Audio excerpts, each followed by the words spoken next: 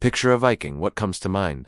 A fierce warrior with a horned helmet, raiding coastal villages in a longship rite. Well, that's part of the story, but it's far from the whole picture. Today, let's talk about a different kind of Viking adventure. One that took them not west, but east, deep into the heart of sprawling empires. Forget what you think you know. Many Vikings were less about raiding and more about trading.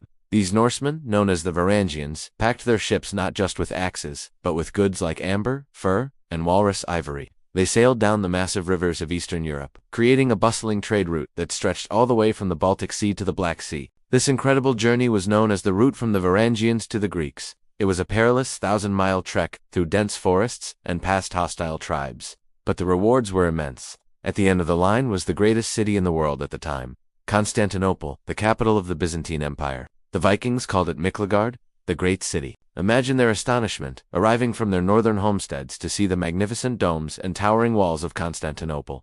Here, they weren't just traders. They became an elite force. The Byzantine emperors were so impressed by their loyalty and fighting skill that they hired them as their personal bodyguards. The legendary Varangian Guard? For centuries, these Vikings served at the very heart of one of the world's most powerful empires, wielding their axes in the name of the emperor.